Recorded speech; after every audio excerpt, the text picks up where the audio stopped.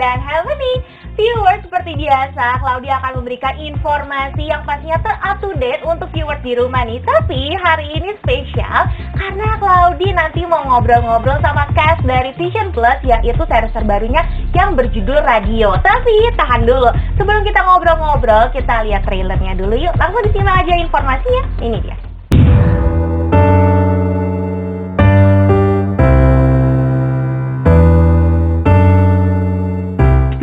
Vision Plus kembali merilis serial terbarunya yang berjudul Radio Go to Market. Berkisah tentang seorang pembunuh berantai. Secara kronologis menceritakan pembunuhannya yang berasal dari bisikan sebuah siaran radio kepada seorang jurnalis investigasi. Namun mereka berdua menemukan sebuah rahasia yang lebih mengerikan di balik itu semua.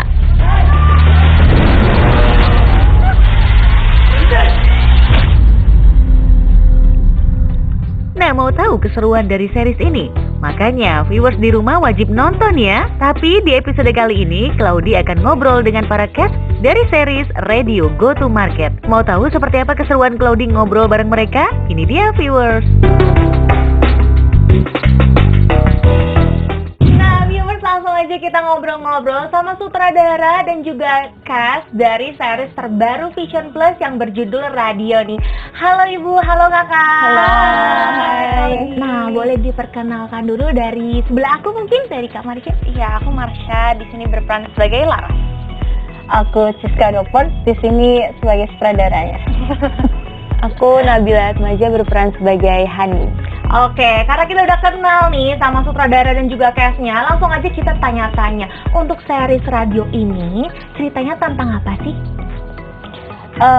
Ceritanya itu tentang seorang remaja yang bernama Danu di sebuah kota kecil di daerah Jawa. Dia itu seorang yang introvert dan polos. Tapi ketika dia menemukan sebuah radio tua, itu mengubah seluruh hidupnya hingga membuat dia menjadi seorang psikopat dan pembunuh berantai akhirnya. Seperti itu. Jadi dia terinfluence dari siaran-siaran radio. Jadi untuk genrenya sendiri gimana nih Bun? Apakah dia thriller atau? Iya, lebih ke psychology thriller sih. Oh gitu. Ada, kalau sekarang kan lagi hits banget nih sama drama percintaan. Ada drama percintaannya juga gak? Oh, lengkap di sini. Ada juga, ada drama percintaannya, ada drama keluarganya, kayak gitu. Wah, pengen nonton. Tapi apa sih yang paling menarik dari series ini? Sampai kita semua tuh harus nonton. Cast-castnya menarik. Sekali, wajahnya nggak asing ya. Terus juga dari ceritanya, karena memang harus nonton dari awal sampai akhir ya. Karena banyak sekali twist-twist di sini yang kita sembunyikan untuk nanti di endingnya itu kita bongkar. Karena apa, terus bagaimana, backgroundnya seperti apa, itu nanti kita jabarin di episode terakhirnya gitu. Pokoknya jadi, harus nonton terus. Iya, nonton terus dari awal sampai akhir. Jadi tahu cerita lengkapnya seperti apa. Karena ada misterinya, tegang, jadi kayak aduh pengen nonton lagi. Iya. Terus untuk Kak Marsha sendiri di sini itu perannya apa sih yang menurut Kak Marsha kayak aduh ini tantangan aku paling berat untuk memainkan peran ini? Mungkin karena yang pertama genre thriller itu aku memang belum pernah syuting sebelumnya. Terus karakter yang ditawarkan juga aku sebagai jurnalis, aku juga belum pernah. Jadi jurnalis yang ambisius, yang ingin mengulik cerita dari si sang pembunuh ini, kenapa sih dia bisa membunuh, bisa menjadi serial killer, itu karena apa, reason-reasonnya itu dijelasin di situ. Jadinya kalau menurut aku kesulitannya ya di situ sih, ketika aku kan orangnya yang ya udah keluarin aja, ngomong aja, terus apa ya, bercandaan gitu ya. Di sini harus serius. Di sini tuh aku harus serius gitu. Bahkan nggak cuma aku doang, tapi emang situasinya semuanya serius ya di sini gitu. Jadi lumayan berat, tapi ya dibantu dengan workshop juga, sama Pak C juga, sama Bunda juga berdiskusi, kita nemuin jalan tengahnya. Laras ini mau dijadiin seperti apa, ya udah jadi berjalan. Kalau untuk Kak Nabila sendiri gimana nih? Kalau karakter Hani sih sebenarnya nggak beda jauh sama aslinya aku sih, tapi kalau untuk jalan cerita, adegan itu kan masih asing banget pasti kan, namanya juga thriller. Dan memang ini thriller pertama aku, jadi banyak adegan-adegan yang Pertama susah dimengerti karena alurnya juga maju mundur, terus ya adegan-adegan yang berat banget, jadi mesti tanya ke bunda ini gimana emosinya anaknya. Banyak nih pertanyaannya, gimana sih emang karakternya, karakter Hani sendiri? Karakter Hani ini anak SMA yang cheerful, punya banyak teman, terus lembut juga.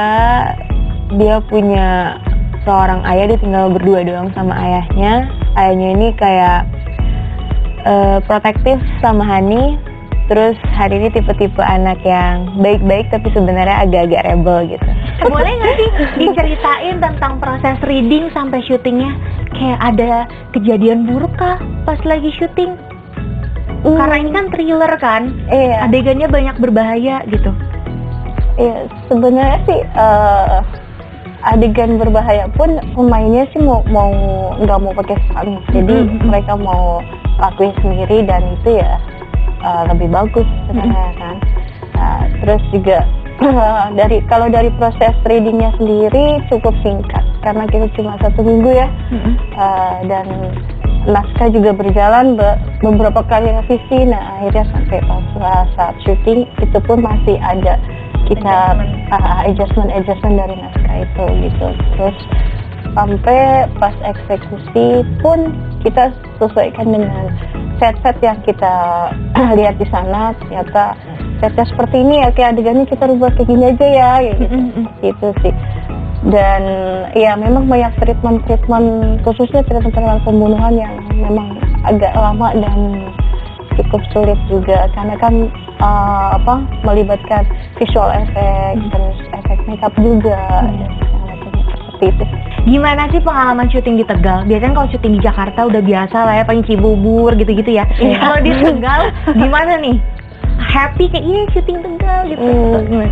Ya, ini pertama kali sih ke Tegal. Kalau aku ya. Apa sih? Kalau panasnya sih mungkin sama Jakarta. Cuma aku agak sedikit waktu itu beradaptasi sama debu mungkin ya. Banyak beberapa set yang debunya itu banyak banget dan kulit aku tuh lumayan sensitif, jadi lumayan iritasi, kayak alergi, gatal-gatal gitu waktu itu. Lumayan struggling lah ya di situ ya karena si debu dan juga cuacanya yang seperti itulah. Kalau Masnya? Kalau aku kayaknya ke Tegal kan cuma beberapa kali ya, cuma buat promo-promo doang, jadi nggak pernah yang di situ semalam aja, bahkan kayaknya nginep semalam tuh nggak pernah. Tapi ini kan harus sebulan gitu ya. Sebenarnya agak bosen ketika udah mulai beberapa hari nggak syuting gitu kan, karena kan pas nunggu itu harus cari kegiatan dong.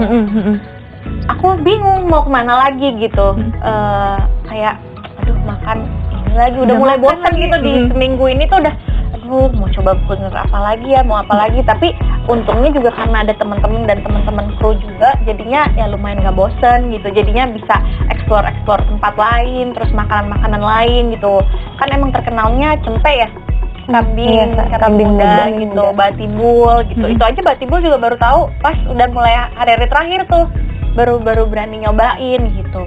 Tapi ya gitulah, harus bisa cari sesuatu yang bisa bikin kita tuh nggak bosen gitu. Berarti kalau misalnya kita syuting di luar kota seneng sih ke Tegal, kayak keluar dari Jakarta. Tapi kadang kayak aduh kalau kelamaan bosen juga, mau ngapain nih selain kuliner gitu ya. Nah tadi kita balik lagi nih, pas syuting itu scene terberatnya boleh di-spill nggak sih?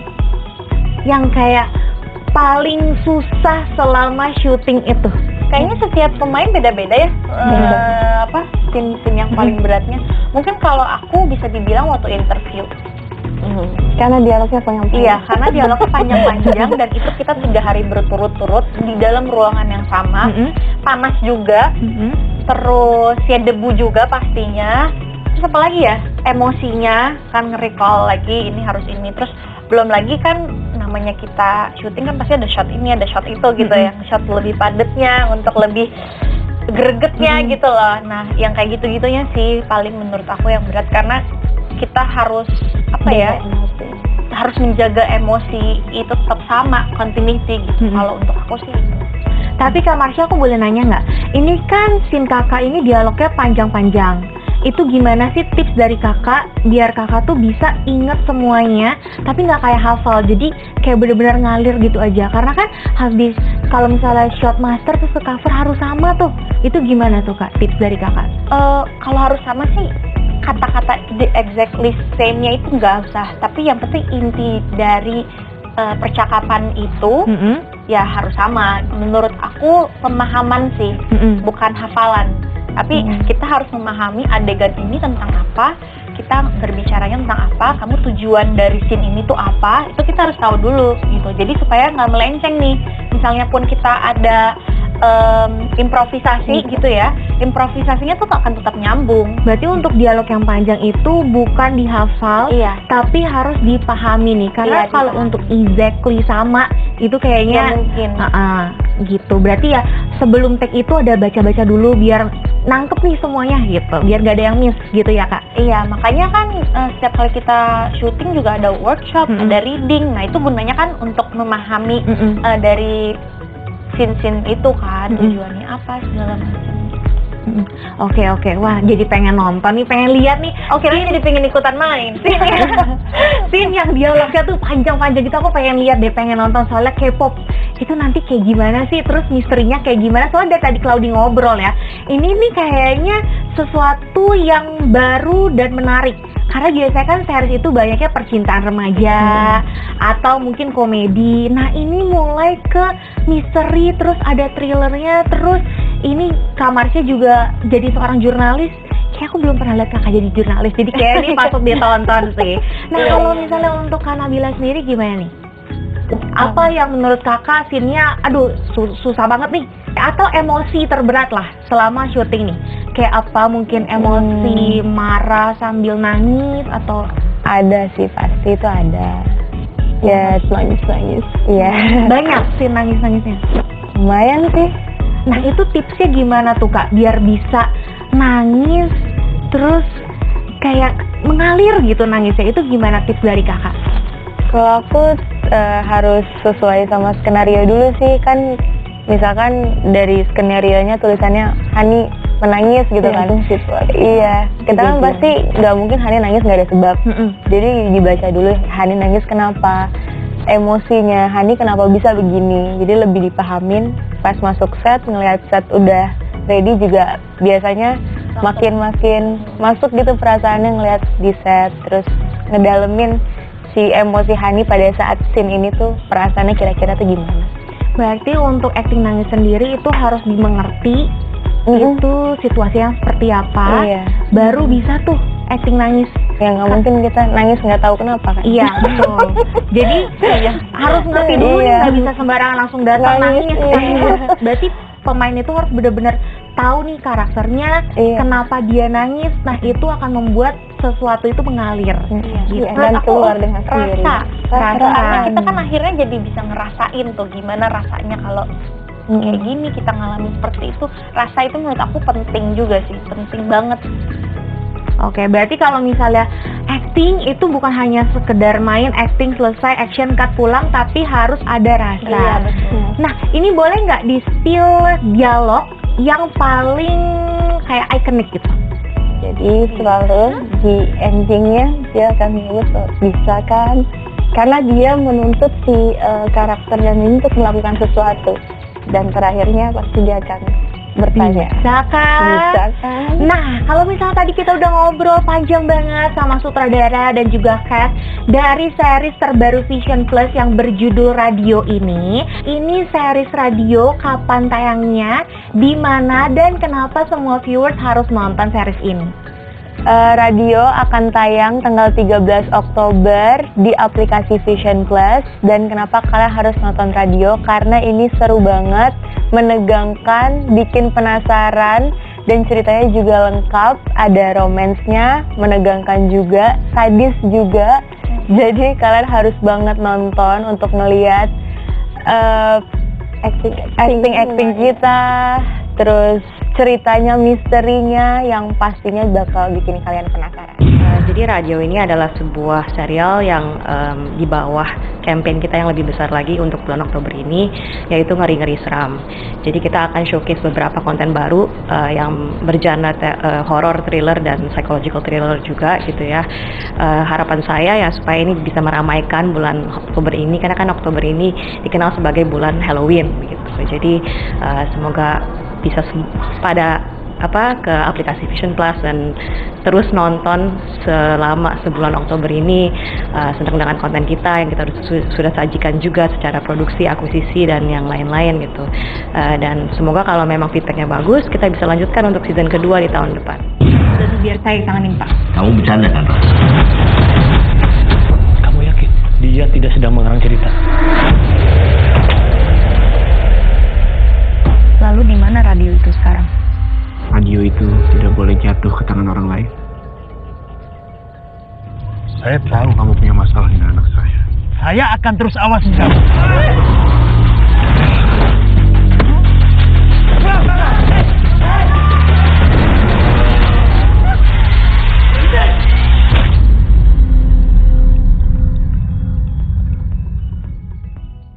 Jangan kemana-mana karena habis ini Claudi juga mau kasih informasi selanjutnya. Tentang apa sih? Tetap di On Trending, obrolan yang lagi trend dan happening.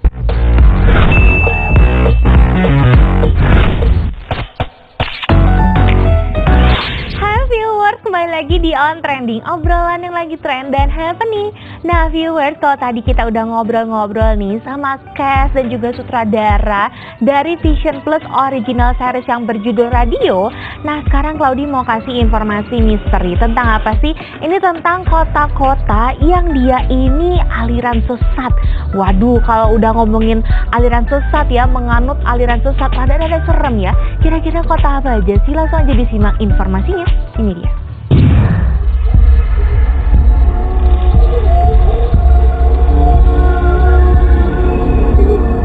Aliran sesat atau sekte saat ini banyak dijalani oleh masyarakat. Banyak sebab dan alasan masyarakat mempercayai sekte yang mereka anut. Mereka menganggap apa yang terjadi di dunia tak bisa dijembatani oleh hadirnya agama tertentu. Kemudian mereka membuat sebuah perkumpulan atau sekte tersendiri yang dirasa sudah sesuai dengan pemikiran mereka. Sayangnya beberapa dari penganut sekte tersebut tidak memiliki pemikiran yang sangat baik. Bahkan banyak dari ajaran mereka yang cenderung ke arah sesat. Bahkan bisa membahayakan nyawa pengikutnya sendiri. Berikut adalah kota di dunia yang menganut aliran sesat.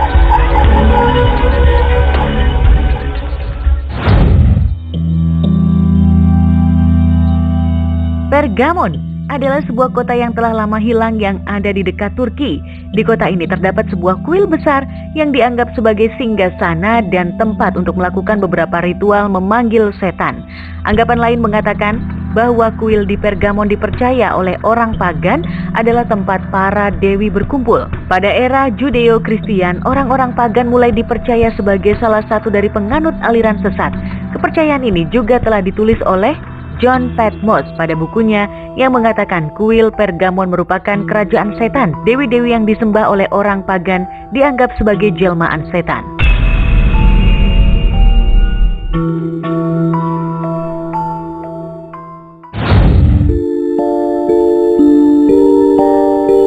San Francisco merupakan kota yang memiliki beberapa sekte pemuja setan. Salah satu yang paling terkenal adalah kelompok yang dipimpin oleh Anton LaVey, diberi julukan sebagai Black Pope. Anton LaVey dikenal sebagai orang yang menganut aliran sesat. Tempat di mana LaVey mengajarkan aliran sesatnya diberi nama Anton LaVey's Church of Satan. Sebelum menjadi pengikut aliran sesat, LaVey pernah bekerja sebagai fotografer, pemain orgel di klub malam, cenayang, dan juga penjinak singa. Di gereja yang ditemukan oleh LaVey inilah dirinya beserta pengikutnya mulai menyebarkan ajaran mereka. Sekte ini banyak sekali melakukan ritual-ritual aneh dan selalu mendokumentasikan setiap ritual dan disebarkan untuk mendapatkan anggota baru.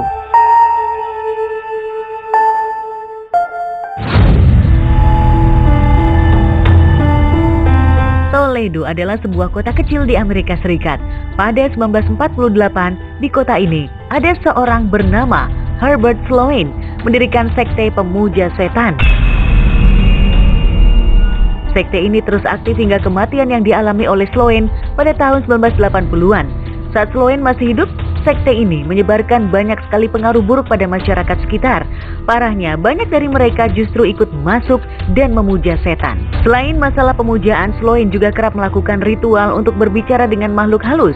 Dia akan memasukkan makhluk halus ke dalam medium berupa manusia, lalu melakukan komunikasi dengannya. Dari komunikasi inilah banyak hal terkait ritual kerap wajib dilakukan oleh semua anggotanya yang loyal.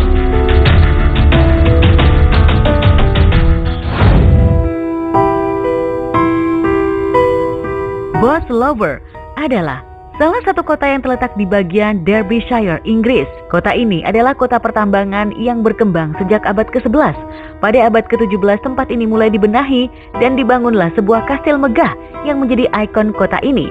Selain kastil, kota ini juga dikenal sebagai kota pemuja setan terbesar.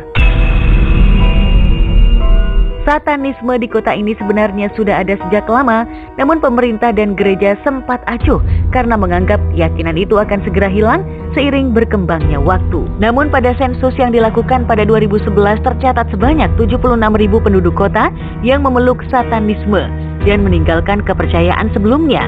Sejak sensus ini menyeruak, pemujaan setan di tempat ini jadi terlarang dan dianggap sebagai pelanggaran hukum.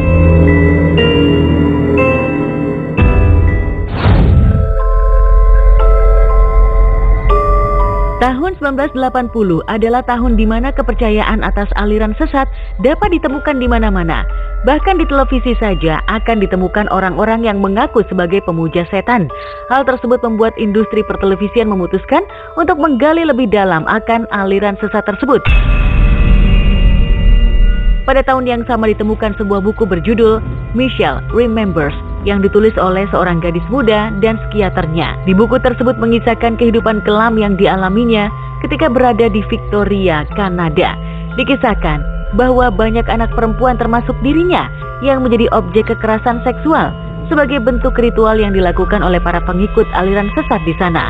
Buku itu juga mengisahkan betapa anehnya ritual yang dilakukan oleh para penganut aliran sesat tersebut.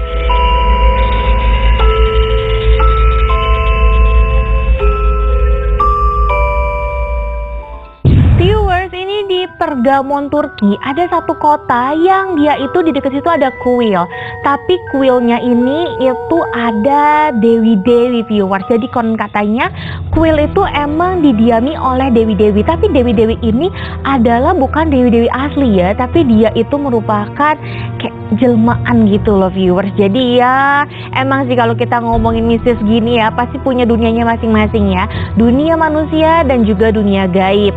Konon katanya viewers, tempat itu emang terkenal angker dan di situ emang tempat yang kalau misalnya kalian ke sana berarti kalian itu berdoanya bukan kepada yang di atas ya, tapi malah berdoa ke yang aliran sesat gitu, viewers. Waduh, serem banget ya. Selanjutnya nih viewers, di Amerika Serikat ini juga ada aliran sesat nih viewers, tepatnya di San Francisco, California. Jadi di tengah-tengah Amerika Serikat yang hebat banget, maju banget perfilmannya semuanya, ini juga masih ada aliran sesat, viewers. Namanya adalah Anton. Jadi Anton ini dulu, Anton Levy ini dulu itu dia pernah bekerja sebagai fotografer cenayang, tapi sekarang dia ini itu aliran sesat.